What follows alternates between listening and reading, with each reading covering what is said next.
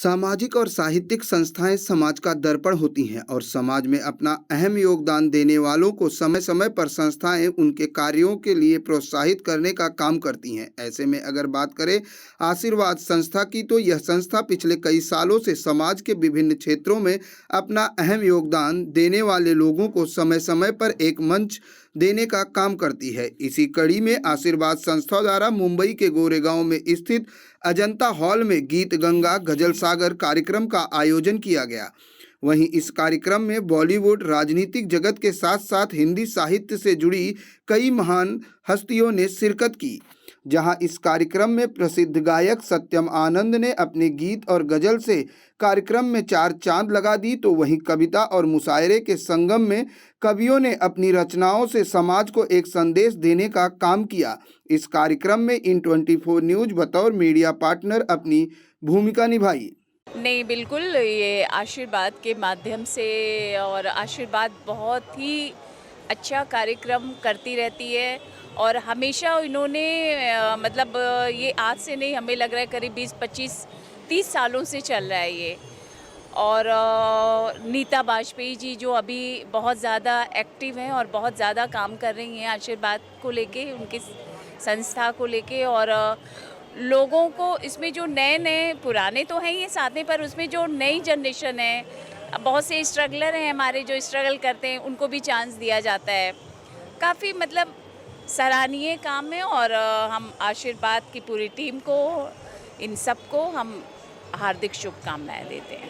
और दूसरी बात, आशीर्वाद के साथ साथ अपने तमाम मित्रों के साथ साथ मैं इन 24 को भी इस बात के लिए बधाई देना चाहूँगा। मैं हमेशा देखता हूँ जहाँ भी कोई भी साहित्यिक आयोजन हो, किसी भी तरह का आयोजन हो, राजनीतिक आयोजन हो, ये लोग हमेशा वहाँ पहुँचते हैं, अपनी जिम्मेदारी का निर्वहन करते हैं। और मुझे बड़ी खुशी होती है कि किसी भी जगह पर प्रोग्राम हो, लेकिन इनके लोग, इनका कैमरा, इनकी माइक वहाँ पर होती है। बहुत अच्छा आप लोग काम कर रहे हैं। आपके तमाम दर्शकों को भी मेरी तरफ से बहुत सारी बधाइयाँ, शुभकामनाएँ।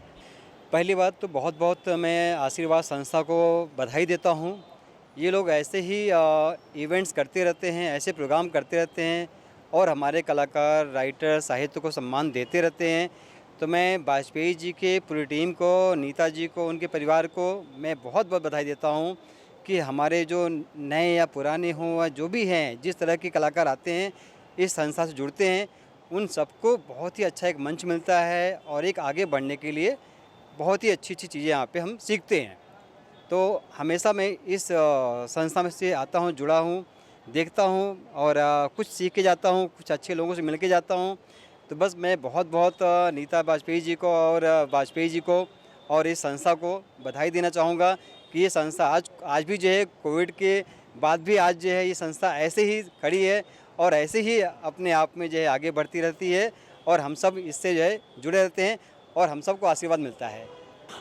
देखिए, आशीर्वाद की रिवायत ये है कि समाज को हमेशा कुछ देने की, चाहे वो साहित्य के ज़रिए हो, संगीत के ज़रिए हो, शेर व शायरी के ज़रिए हो, गज़ल के कार्यक्रमों के ज़रिए हो। और ये गज़ल का कार्यक्रम हमने बहुत दिनों बाद, कोरोना के बाद, लोग चाह रहे थे कि जश्न मनाएं, एक दूसरे के साथ आएँ, मिलें।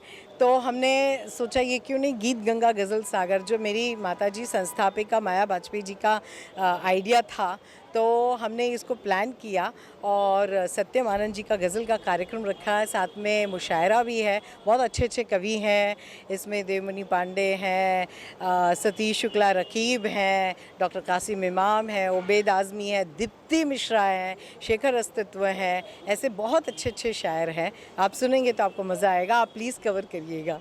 नहीं, पहले तो मैं आपको बता दूं कि ये आशीर्वाद संस्था मुंबई की सबसे पुरानी साहित्यिक, सामाजिक, सांस्कृतिक संस्था है, जिसको ये 52वां वर्ष है, 52 साल हो गए।